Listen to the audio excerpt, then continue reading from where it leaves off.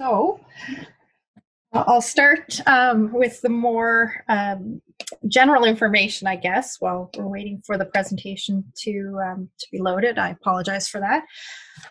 So Insurance Bureau of Canada, we are the National Trade Association for Home, Car, and Business Insurers. So we don't sell insurance ourselves, but our member companies do. We represent nationally about 90% of Canada's home, car, and business insurance. So question that we get often is, what about life and health? They have their whole other association through the Canadian Life and Health Insurance Association. So we focus on home, car, and business insurance. So, and through that, we do a lot with respect to consumer awareness and providing information such as the session tonight. We also do a lot of interaction with government because insurance is a heavily regulated product. So when government's looking to make changes or to conduct a review, we typically will reach out to our members to try to come to a consensus when it comes to regulation within the industry.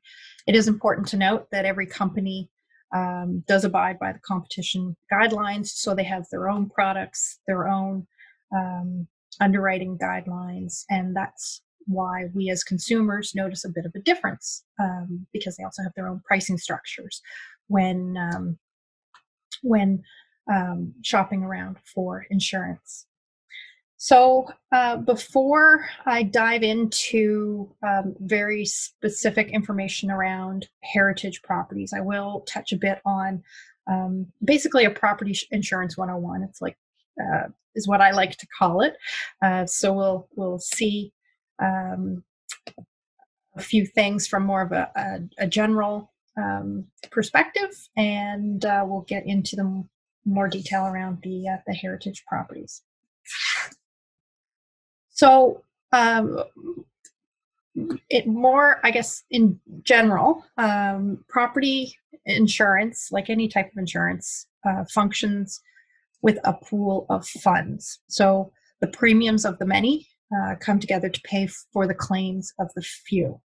And sometimes those claims can be very large. When you think about a total loss of your home, the amount of money that it takes to rebuild and remove debris, if it was a complete loss in a fire, for example, that is more than what you may ever pay for your particular policy in general. So in order to rebuild that home, insurers pull on that larger pool of funds. One of the other things that we talk about when we talk about home insurance in general is just that no one is immune to disaster. So though a topic certainly for a whole other webinar, climate change and the impacts of climate change and severe weather have certainly played a big role in what we're seeing in terms of home insurance and home insurance claims in the past number of years in particular. So I want to say in the 90s, for example, nationwide home insurance claims related to severe weather were about $400,000. Now insurers are looking at $1 billion a year on average for events that can be directly related back to severe weather events. You throw in years like 2016 with the Fort McMurray fires, or years where we've had severe flooding in Atlantic Canada, and those numbers go up significantly. The other piece that we like to talk about just in general when it comes to home insurance is that insurance limits the risk of the unexpected events and protects individuals from large and sudden financial loss. So those unexpected events, as opposed to something that you can see coming. So a maintenance issue, for example, is not insurable because you could see that event coming. Additionally, banks and mortgages typically require insurance when you're looking at a mortgage. So we also recognize that that's a piece of insurance that, though it's not mandatory by any government regulation, in order to have a mortgage on your property, you do need to have insurance. I'm just going to interrupt, Amanda. I have your presentation if Oh, you need to pop it up. wonderful. I think we're about on slide 6. Would be great. Thank you so much for that.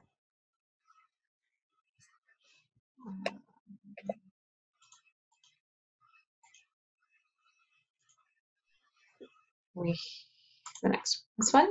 Wonderful. Yes, that's it. So coverage for perils and events. There are slightly different types of home insurance policies that you can access through the regular market when you call your broker or your insurance agent. So you may have heard of a named perils policy. What that is, it offers basic policy coverages for things such as fire, lightning, explosion, windstorm, hail. Those things will be named within that policy, so a named perils policy. And then there's also all risk or comprehensive policies that you can take out on your home. So that provides a bit of a wider coverage unless it's specifically excluded. And some typical exclusions include earthquakes, as well as rodents. So on to the next one. So homeowners insurance typically covers a number of things. So the actual building. So if your home is damaged or destroyed by a named risk or an insured peril listed in your policy, then the policy will provide the funds to repair or rebuild to the policy limits. Outbuildings. So those include detached garages, garden sheds, and other structures that will be on the property, but that may not be attached to the dwelling. And there will be a specific limit within your home insurance policy for those types of structures. So many homeowners policies automatically include these structures as a percentage of the overall home's value. You also have contents of your house. So all of your personal property can be covered under most home policies. Coverage for contents, of course, is if those contents are destroyed in a named risk. One of the things that you'll want to take pay close attention to is just any limits on certain items. So for example, jewelry and artwork tends to have a very specific limit within policies. So if you're someone who collects artwork or has a few nice pieces of jewelry that have been passed down through the family, you might want to take a look at getting an endorsement or a rider put on your policy for those particular items, because the amount that you're provided for those types of items in your home insurance policy may be less than what your items are worth. Personal liability is also covered under a typical homeowner's policy. So the liability portion of a homeowner's insurance policy offers some protection for lawsuits due to bodily injury or property damage for which you are liable. So if someone comes onto your property and is injured and sues you, that's when that portion of your policy would kick in. And I jumped over additional living expenses. I should just mention that. So the last common part of a homeowner's policy is additional living expenses. So that would cover your hotel bills and any incidentals if your home, again, if it were damaged with fire and you were displaced while your home was being repaired, that portion of your policy would kick in. So if you have a claim, on the next slide, if you have a claim, contents, personal property, building, those items would be covered. Now, there's also a bit of a difference between replacement cost and actual cash value. So different home insurance policies subscribe to one or the other. So replacement cost is simply as stated. This means that items will be repaired if they can be, or replaced with new items of the same type and quality without depreciation. And actual cash value policies, that would be replacement minus depreciation. So giving you the actual cash value of what it is that you lost at the time you had lost it. On the next slide, some factors that go into developing your premium. So residence, the type of residence you have, the size, the construction, the location, fire protection, how close are you to a fire hydrant, and fire station. All of those sorts of things come into play there. Loss experience, your personal loss experience and history, as well as your policy coverage that you have chosen. These are just a few factors that go into a home insurance policy. There are certainly many. As we all know, that when we take out a home insurance policy, we're asked a whole slew of questions. So on the next slide, all of that comes together for the specific topic tonight, heritage properties. So what's so different about heritage properties? All of what I just mentioned applies to those properties. So from an insurer's perspective, primarily, it's the age and condition of the building as well as the mechanical systems. So insurers are always very interested when electrical systems, plumbing, roofs, and HVAC systems, for example, were recently updated. So insurers look at heritage properties through the lens of older buildings, not necessarily through just what a designation means. And the next one, next slide, what makes heritage homes unique also makes them a bit more difficult to insure at times. So assessing the total value and cost to repair or to replace custom features and other items, such as those that are listed here. So as insurers try to replace or repair in terms of like, kind, and quality to what was lost, can something be replaced, purchased, or does it have to be reduced? Because then you're looking at sometimes very specific skill sets and such as cabinetry and some other skilled trades as well. Also, when you're looking at older homes, there's potential of asbestos, lead paint, and mold. I know this is a topic that had been discussed for a few decades now, especially when it comes to heritage homes in this province. So a lot of that has been updated, but there are still a few homes out there that have those types of things, and even knob and tube wiring. Bylaws and planning approvals are also something that's key to remember, and we'll get into some of the things that you can provide your insurance representative to maybe help with that insurance conversation. Also, claim settlement costs. So insurers are going to be looking at the total picture of your home. How many of these key features are there? And again, if there were a total loss, how could they get you back into the position that you were before? So some of the tips that we offer, shop around. So calling a number of different brokers and a number of different agents because they can access different markets. So an insurance broker can access the markets for which he or she writes.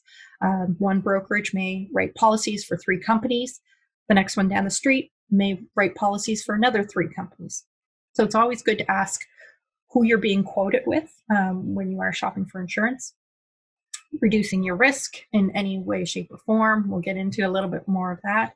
Keeping accurate and complete records and photographs of what it is that you have and the specific details in and around your home. Documenting any unique characteristics, and of course, purchasing adequate coverage. So on the next one, so creating a risk prospectus for your heritage home, which is a big fancy term for just collecting the details that you have unique to your home. So this can help with the insurance process, and some things that it should contain include those items that are listed here. So this would be a document that you could easily share with your insurance broker or agent to tell them about your heritage property. As a well-maintained property is always considered a better risk from an insurer's perspective. And a prospectus on your property will enable your insurer to better assess that risk. associated with it. So these details help to make an informed decision from the insurer's point of view. So again, photographs, dimension, construction details, building, when was the roof updated? When were the windows changed? Has there been some waterproofing done, especially electrical and plumbing? Those are always two key factors that come into discussion, especially with older homes. So, and on the next slide, most importantly, it should your risk prospectus should contain some documentation that explains what would be required under the heritage designation that you have in the event of a partial or total loss. So, for example, local town planners usually provide this to owners of heritage properties or have it readily available to owners of these homes. Providing that to your insurer will help greatly because these insurance companies, they write in many municipalities and many provinces across the country. They're not necessarily looking to each community for these types of information. So if you have a copy of those bylaws, being able to provide those to your insurance representative will be incredibly helpful. A photo gallery of completed work and special features of the property can also help to show not only the pride of ownership, but just some of the special features that would have to be replaced. Some additional items. So again, copies of bylaws or ordinances, specific details on the historic designation, your municipality's planning requirements for heritage properties, and for infills or new constructions within heritage districts, updated maintenance records, and again, any documentation that you have with respect to the unique characteristics of your property. So on the next one, reducing your risk. There are a few things you can do that may reduce your property's risk and potentially lower your premium. So ensure compliance with all relevant building codes. Consider replacing any knob and tube wiring if that still exists within your home, and updating roofs, forced air, gas or electric systems, whatever there is, and as well as plumbing systems. So making a claim. This is the part that no one likes to do, but it happens. So planning approvals, appraisal expertise, these are all questions and things that your insurer will want to get involved with. Your adjuster will help you through that process. So, of course, with heritage properties, depending again on the bylaws, your adjuster will need to have those conversations with the municipality. Appraisal expertise, the insurer may bring in someone who has a bit more expertise with the era with which your home was built in order to accommodate the replacement of what it was that you had lost. Modern buildings and materials and workmanship versus those of the past. Again, that will all be considered and will also play into the timeline when your home is being repaired, along with those distinctive and unique features. Insurers do have to check for contaminants. And so whether it's lead paint or mold or even oil spills, if that should happen on the property as well, insurers are required to test for those types of things and take special precautions when repairing. Again, debris removal is also included. So sometimes I know we take a look at our home insurance policies and the amount looks greater than what we consider the real estate value of our homes. A lot of it comes down to debris removal. So if there were a total loss, your insurer would have to remove all of the debris, clean the area, repair the foundation if it needs to be, or replace. So all of that factors into the cost, as well as construction costs, labor, materials, design, architectural, you name it. And again, back to additional living expenses. So on the next slide, that's provided as a percentage of the value of the main structure of the home, and that varies by policy. And again, that's to offer you money in order to live while your home is unavailable and is being repaired. So with that, that's my presentation, and I'm very happy to take any questions that you may have.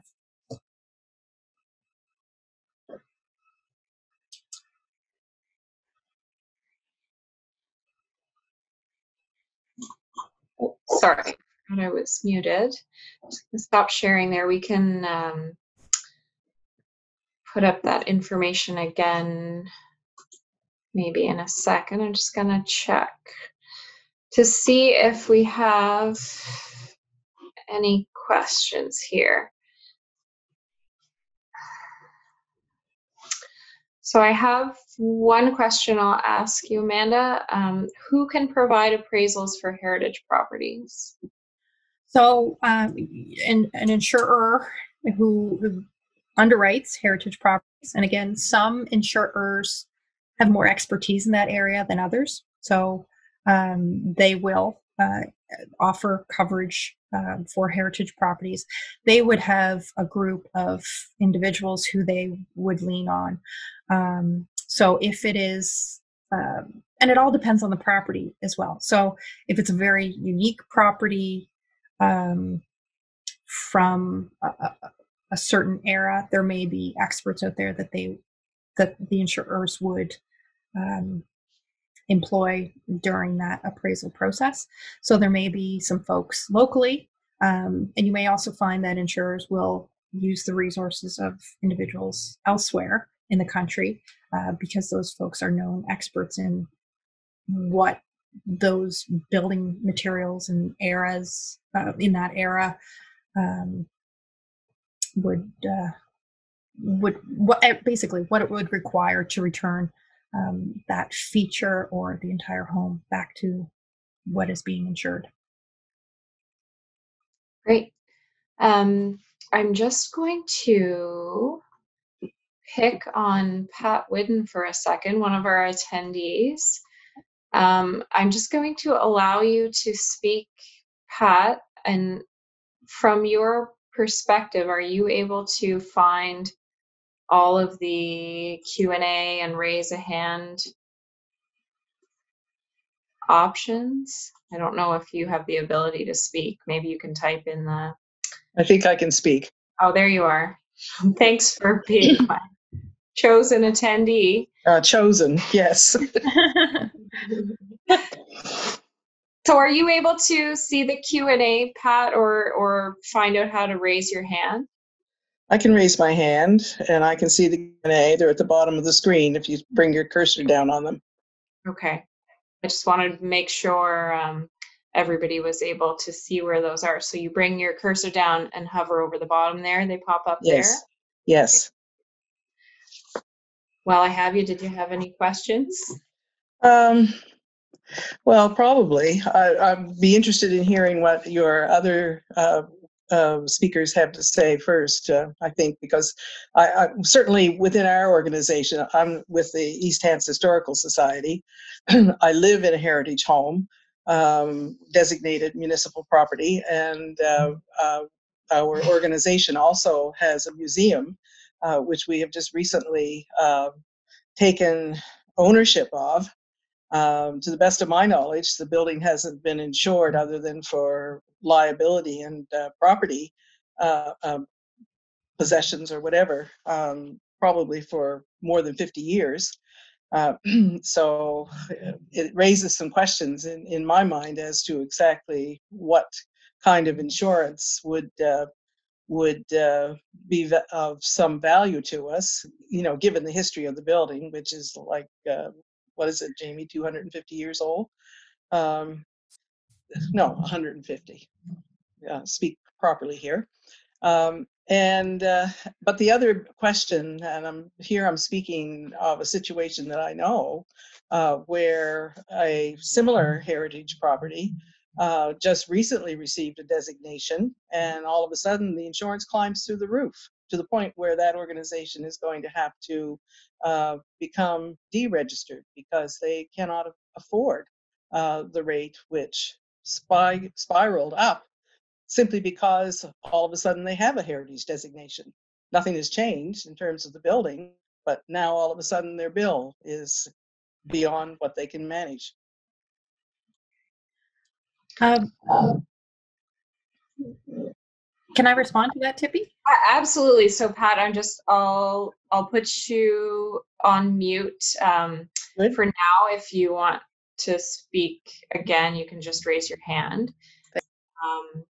And I'll just add to Pat's, somebody else had the question, and I think this is pretty much the same question, or it's related.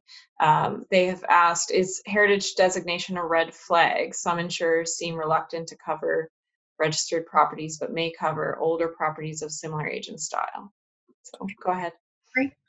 So in terms of the museum, that would be a very different conversation. So I'm assuming it's an older home that's been converted to a museum. When you have a facility that's open to the public, you're then looking at a commercial policy. So that's a very different conversation. And quite frankly, you might be looking at a very special, a specialty insurance market for a heritage building that is also a commercial property. So, would love to continue the conversation on that separately, and would suggest that some of our consumer information officers might be helpful with that. But anyway, would love to hear more about that at some point. So the building that received a heritage designation and their insurance premiums increased.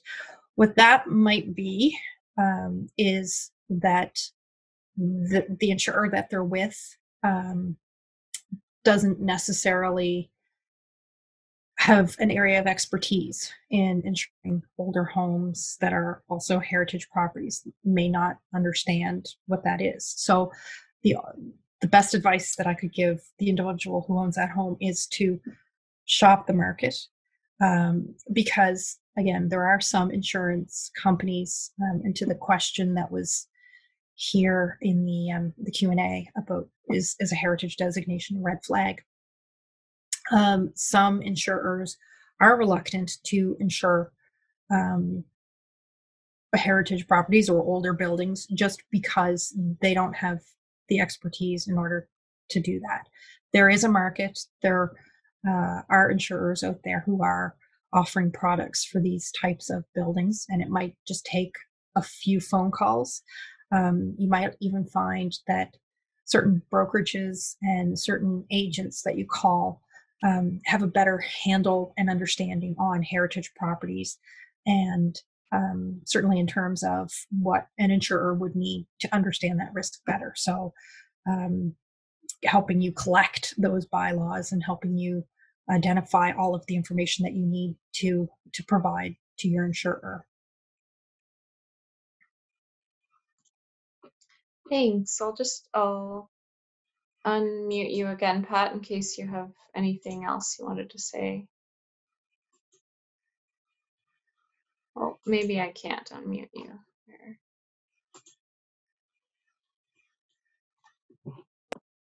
The red flag question was actually the direction that I was heading, and it has all the earmarks of, because the property has not changed one iota from the time it was before it was designated until it's designated, and then all of a sudden it's here it is being apparently flagged as something that's all of a sudden a much higher risk simply because it has a designation. That's the appearance of it. Did that happen at renewal, or was that I can't answer. I don't know. Yeah, I would love to have a conversation with the individual who has that property, because there could be a number of different things. And that's another thing that our consumer information officers can do. They can help get those types of answers. Mm-hmm. Not that they can solve every solution, because sometimes the answer is what it is, but we can sometimes get a deeper explanation. Mm. Okay, thank you. No problem. Thank you. Thanks, Pat. Okay, I have another question here. Is IBC sharing the brochure produced by HRM and IBC a few years ago on insuring older properties and heritage buildings? Yes. So if my memory serves, the original brochure had been produced in 2004, and we did a bit of an update, I want to say 2016, 2017. So I'd be happy to share a link as to where that brochure can be found on our website. If you prefer us to print off a few copies and send your way, we're happy to do that as well. Excellent. Thank you. Yeah. I don't think, oh, I do have a couple of hands up. All right, I'm going to allow Jamie to speak now. Okay. Hi, Amanda, can you hear me? I can. So, and I also represent a nonprofit organization. We have a schoolhouse that's being converted to a museum. So the problem that I ran into was the building was insured, and then the group prior to my involvement were getting ready to fold.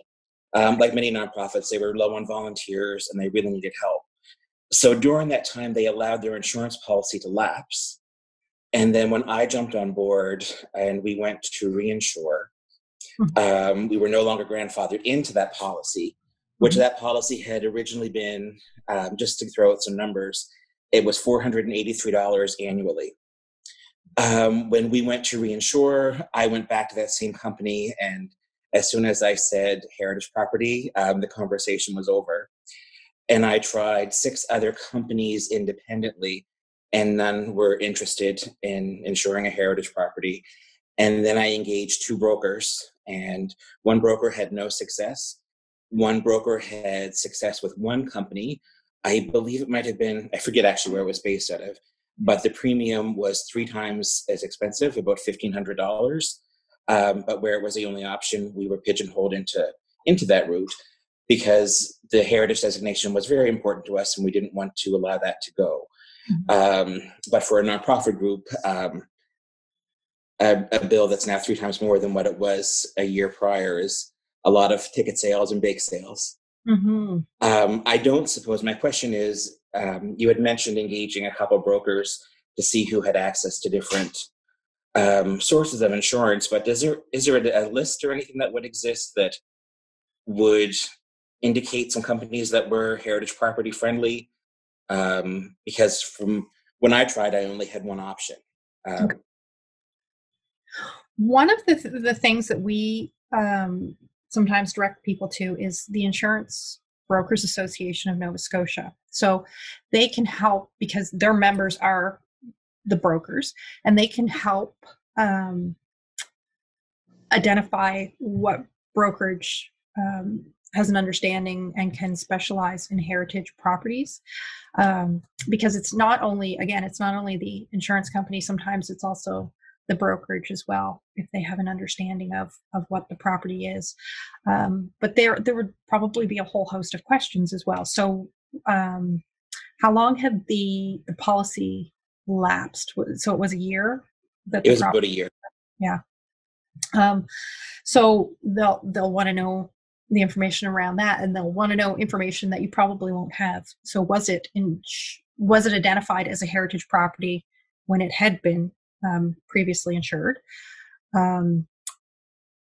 If the answer is no, then that might explain some of the increase that you saw with respect to the premium, because then that insurer has to make sure that if there is a total loss, that they are replacing in like kind and quality, as well as with materials that represent the era from which the home came from. So again, recognizing, are you repairing the home so that it looks like it formerly did as a heritage property, or would you be repairing it with a home that is built with today's normalized building materials? So that might be a bit of the difference as well. When I had originally engaged first insurance company to reactivate the policy, so to speak, they had told me that within the last several years there had been a regulation change around insuring heritage properties. Do you know that to be true? No. I didn't press it, so I don't really know to be certain, but they said that we would have been, when we originally insured the property 20 years ago, that regulation didn't exist. And over the last several years, that had changed, and that was why we were finding ourselves in a tough spot. Okay. Would you mind getting in touch with me tomorrow with a few more details on that one? Of course. If you don't mind, I'd like to investigate that a little bit further. If you have a pen. I do. Great. My email is adean, DEAN, at ibc.ca. Perfect. I'll reach out. Yeah, much appreciated. Thank you. Thank you, Jamie. I'd also just note that Kevin Barrett with the province also noted the superintendent of insurance for Nova Scotia might be able to offer support. Well, they don't regulate heritage properties. Okay. So in terms of a regulation, that's why I'd be really appreciative to ask a few more questions just so that I can dig into that a little bit further. If I could jump in there, it's Kevin Barrett. It's not regarding the regulation, it's finding an insurer. So if the company that you happen to deal with will no longer carry your property because it's a heritage property, you can contact the superintendent's office and they can provide you some support to find an agent or a company that would. That's my understanding. Correct me if I'm wrong. Absolutely, but that shouldn't be a reason to increase the rate. So anyway, look forward to digging into that one. Okay, I'm going to mute Jamie again, and we've got a hand up from Gary. So I'm going to let Gary speak now.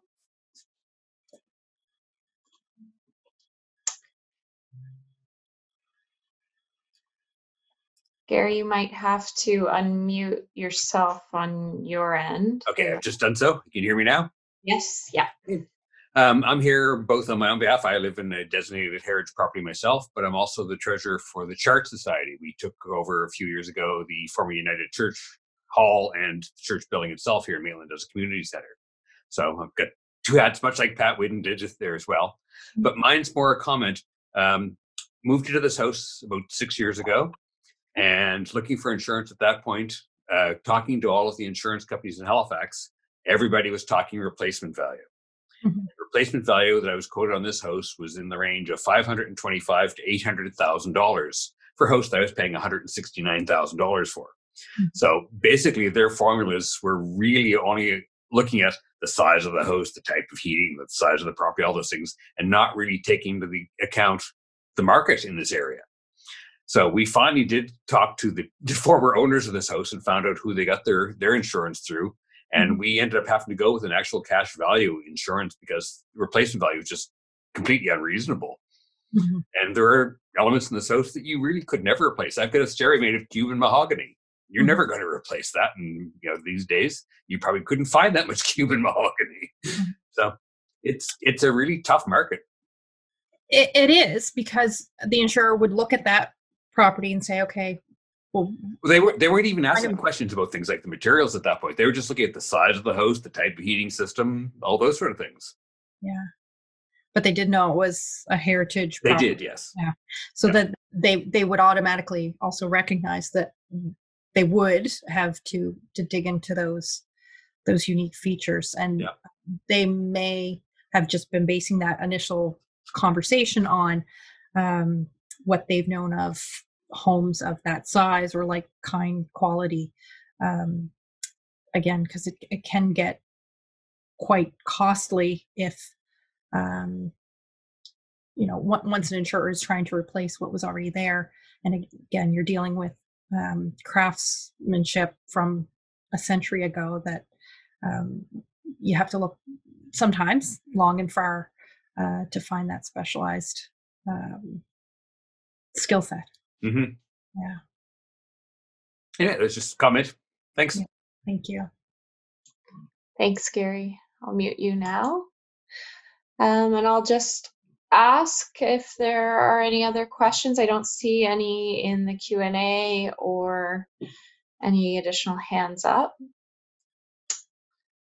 Just leave it for a second there. I might pop that last slide back up with Amanda's information on there, or the IBC information.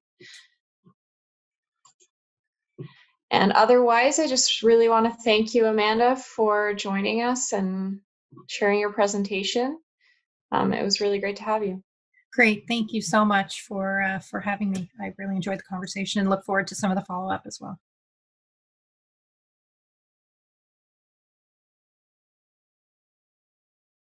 Okay, so I'm just going to give you a brief overview of the Municipal Heritage Programme.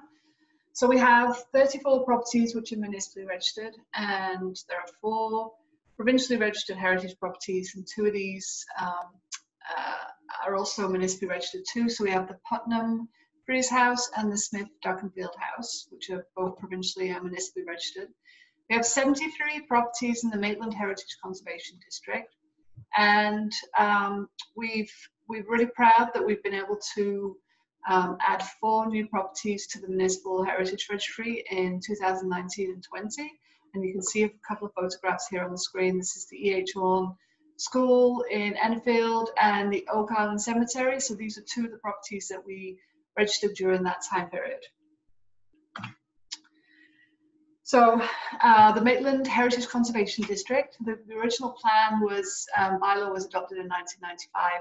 And many of you will be aware that this is the first heritage conservation district in Nova Scotia. And there's a really nice stones monument to that in Maitland. The plan consists of, the document consists of the plan, which is really just the policies and the intentions with respect to conservation and the historic and architectural value of buildings and structures. The bylaw is flows from those policies, and it carries out the intent of the plan by including architectural character of developments in the district. So this is really where the regulations are. And then flowing from that are the design guidelines, and there are more specific guidelines regarding how development occurs within the Heritage Conservation District.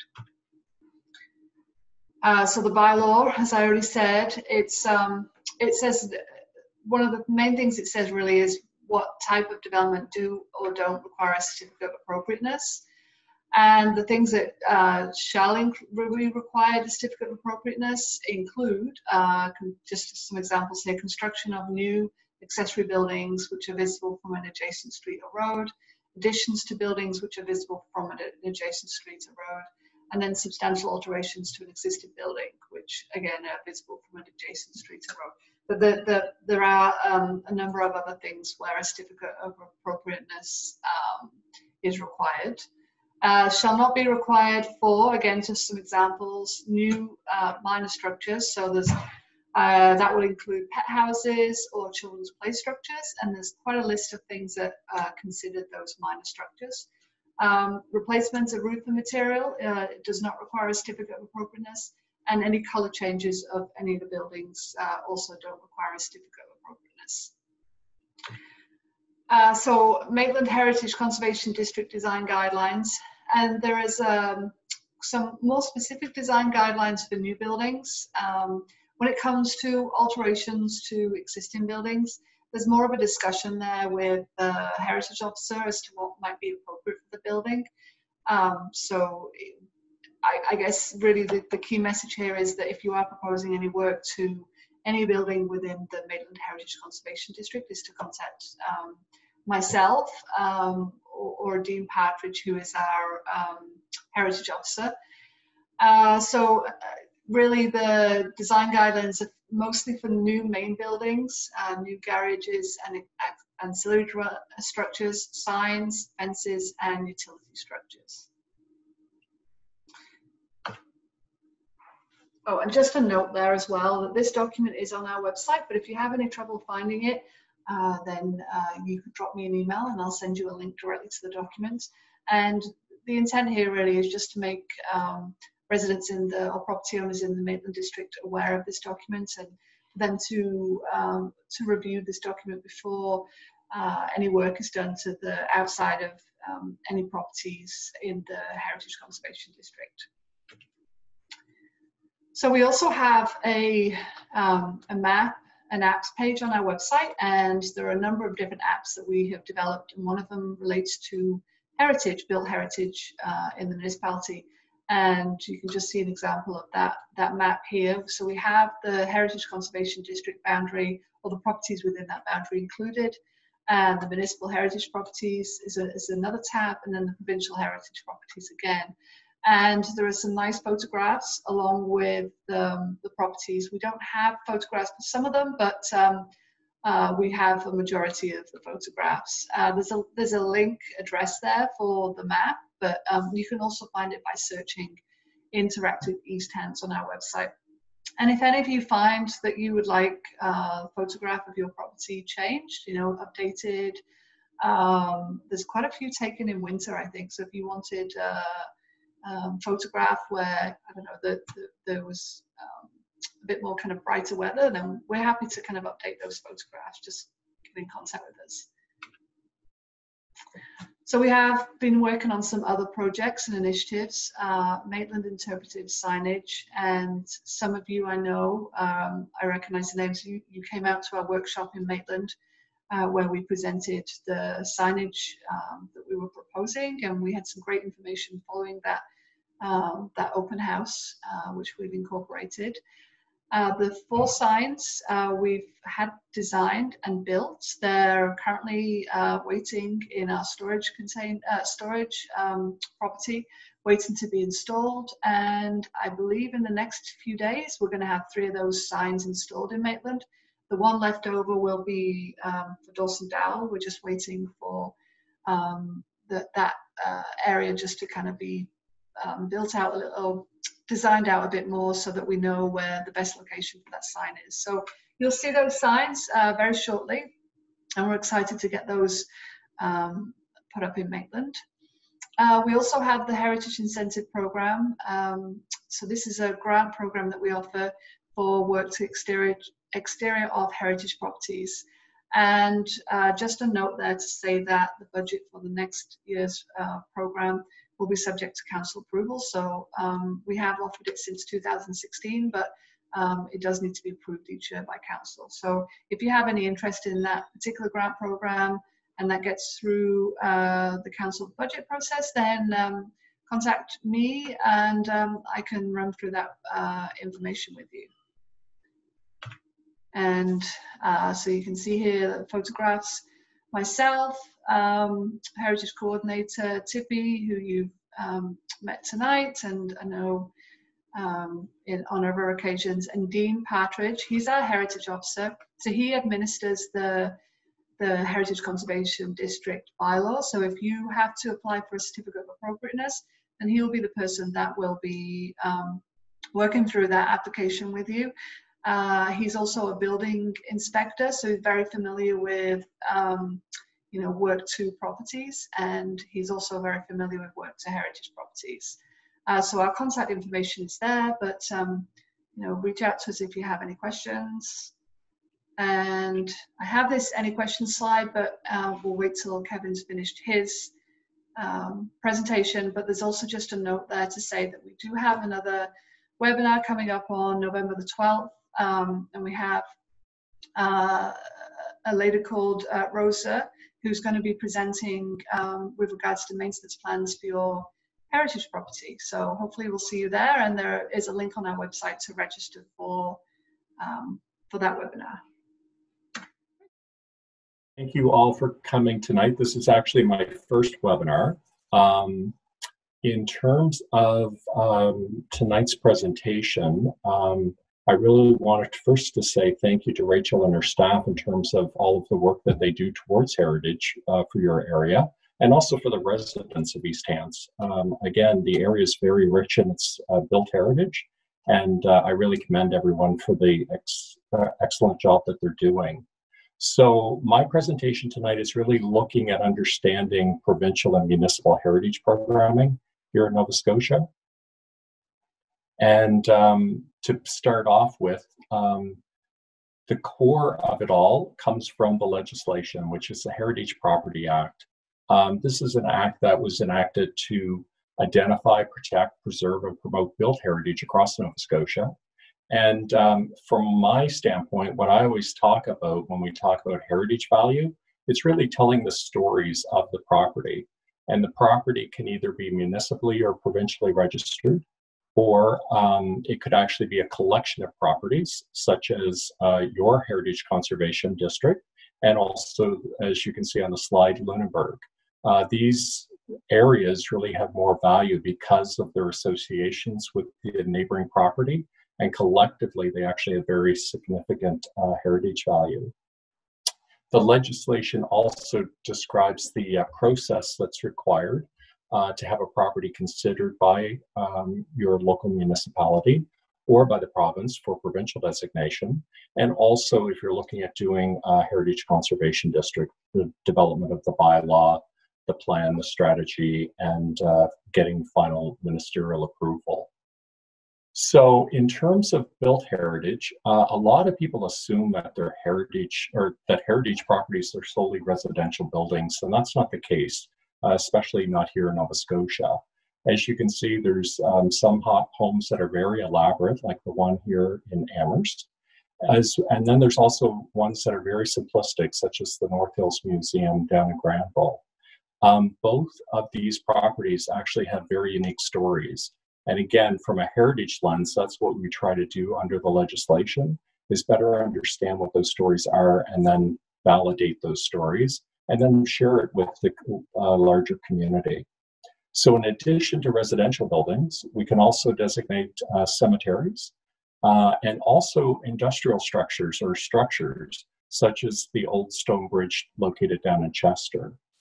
This is a very unique property in that it's actually owned by the province, but the local municipality found that it had so much local value that they wanted to enter into an agreement with the province. This is the village of Chester. They entered into an agreement with the province such that if it were to become a provincial heritage property, then the municipality would cost share on future repairs necessary for this old stone bridge. The community didn't want to see this old stone bridge removed and replaced with a steel structure. It would really affect their local community. And from a heritage standpoint, especially the provincial, the architecture and the design of this and the uniqueness of the old stone bridge is quite special. So again, it did qualify for provincial designation. And again, there is that agreement with the local municipality and the province in terms of cost sharing. So it's not just residential buildings, it can go beyond that. So in terms of the legislation and looking at provincial versus municipal designations, they're very similar in that both of our bodies literally have a specific authority. So if you happen to have a municipal heritage property, your municipal council is the authority for all things heritage at the municipal level. So if you're looking at doing a substantial alteration to your property, such as an addition, you would actually have to go through a process and take it up to council to get their final approval.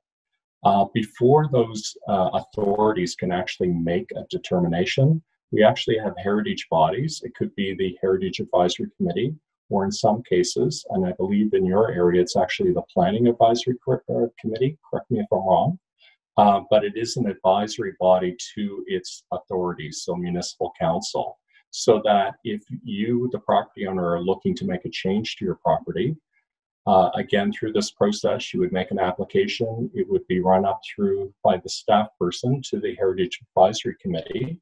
And after they've reviewed it and make their recommendation, then that recommendation is sent up to municipal council for final approval and consideration. So the differences between these two levels of designation is really protection. If your property happens to be provincially registered, under our legislation, they do have a higher level of protection in that if you wanted to do an addition, for example, to your heritage property, Or I always use the example of the red barn. If the red tone is actually deemed to be of heritage value provincially, and you, the property owner, wanted to paint it white, you would actually have to take that request all the way up to Cabinet for consideration. If Cabinet feels that painting it white would be a negative thing for the heritage value of that property, they may deny it. And no means no under the legislation for provincial heritage properties. If you happen to be a municipal heritage property, and we'll still use that barn as an example, if municipal council said no for you to paint that barn white, no does not mean no. Under Section 18 of our legislation, it allows the municipal heritage property owner the right to wait 3 years from the date of application.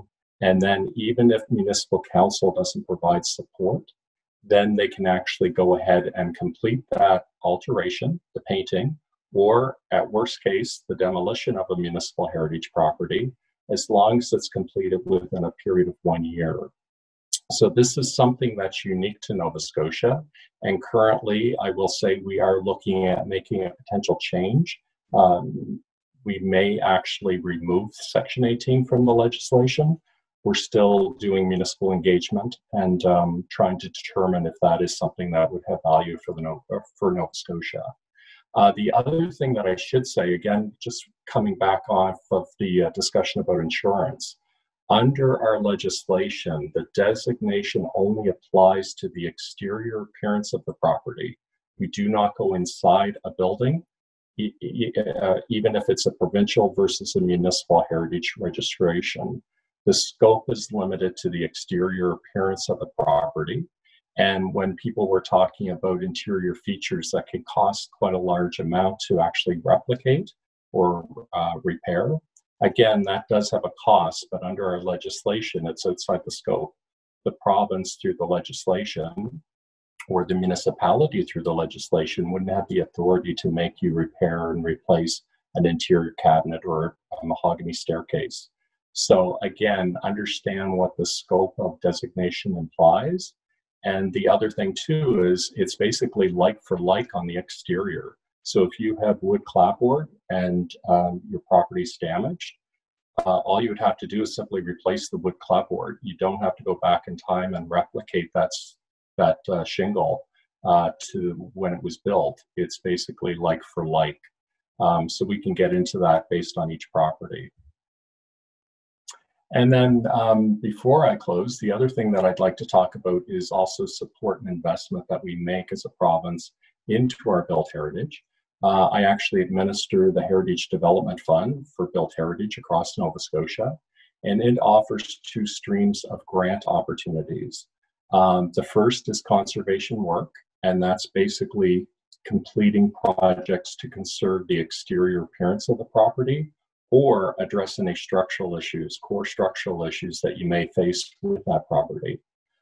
It's something that's available to all provincially registered property owners and also to some registered municipal heritage properties. So when I heard Jamie and Patricia talk about their museums, if they happen to be municipally registered or located within a heritage conservation district, and they're either owned by a not-for-profit or a place of worship, then they're eligible for conservation work grants on a biannual basis. And the amount that we can offer is up to matching funds up to $7,500 every 2 years. So if you have to have one of those properties and you have questions, just give me a call at the office and I can go into the details of those types of grants. The second type of grant that we offer is a conservation advice grant. And in my many years of working in heritage, I always find this is the best bang for the buck for a heritage property owner or a steward of a heritage property. What it means is through the conservation advice grant, you can actually hire a professional architect or engineer, depending on the issue that you may be dealing with, to come in and do an assessment of your property. So if you're doing exterior repairs, or if there's an issue with the exterior that you just can't get your head around, you may actually be the new property owner and you're trying to understand what you should or shouldn't do to the heritage property. A professional architect can actually come in, do an assessment, and prepare a report, which would give you, the steward of the property, a game plan. And you can actually use that plan over a period of time. So it can actually advise you in terms of what you should prioritize in terms of work to the exterior or to the structure. And also, you can utilize that if you're eligible for grants to try and maximize your grant abilities through our programming. So again, it's a conservation advice grant. It prepares a report for you, the steward of the property, and it basically gives you advice so that you can knowingly invest wisely in your property from a conservation standpoint. And then finally, through our other departments, Service Nova Scotia, the province also supports a sales tax rebate, and that's under the Sales Tax Act. And what that is if you pay tax on materials used to conserve the exterior appearance of your property, that can be a municipal heritage property, a property located within a conservation district, or even a provincial heritage property. As long as you have paid the provincial tax on material, then you're eligible to get a full rebate of that tax back. If you happen to be a not-for-profit, and I've heard a couple of you tonight, then you can actually get topped up to 100%, because typically you can receive 50% back through another program. This would actually top you up to 100% of the provincial tax paid on the materials, not the labor, just the materials for the exterior conservation of your property. So in closing, one thing that I will like to share is heritage is very subjective when it comes to what is appropriate conservation measures. I think anyone who's involved in heritage, they always ask the question, or get asked the question, can I do this, or would you do this? So here are two prime examples of buildings that have been altered over time. The one on the right, oops, this is the right, I'm sorry. I don't know if you can see my cursor, but the brick building, it actually has had some somewhat sympathetic alterations done to the property, but the windows themselves have actually been replaced. They typically would have been a hung window, and what's been replaced are fixed panels in some of the bay, and also hopper windows in the rest of the building. So again, from a purist standpoint or a heritage standpoint, they may actually negatively affect the heritage value of the property, but the windows at the time of designation may not have been significant to the authority at the time. So again, making changes to your property can occur. Your property is not a museum unless you are a registered museum. But again, you are the property owner, and what we're here to do is really help you through that process and give you advice. On the facade of the other building, you can see someone's attempt at replicating a hung window. It's very overscaled, and it's been applied to a heritage building. Both of these buildings are not located in Nova Scotia, so that's why I thought I would share them. But again, from a heritage standpoint, in this location, it was something that was actually approved for the conservation of this building. It was an interpretation of the window, and they felt that it did not negatively affect the overall heritage value of this property. So again, everything that we do is very subjective, and we do have to respect the authorities, whether it be municipal council or cabinet at the provincial level. So in terms of trying to offer some support to alterations, I was actually part of this, the development of the standards and guidelines for the conservation of historic places in Canada. It's a pan-Canadian tool that we developed so that if you're in BC or here in Nova Scotia and you're talking about a heritage property, this guide or these best practices will really help you, the steward of the property, look and explore opportunities so that if you're looking at making a change to your property, this will allow you to step back and think about that change before you actually do it. You should really better understand what the heritage values are of your property. In some cases, it can actually be exterior architectural features. It may not be all of them, but it could be some. Or if it's an event that's associated with your property, the architecture of the building may actually not have any significance from a heritage lens, and thereby you can actually go ahead and do your alteration that you're proposing. So again, this is a tool that's available online. I wish I could provide everyone a copy, but it's a very large document, but it is user-friendly. So if you do have any questions about this standards and guidelines document, simply contact my office.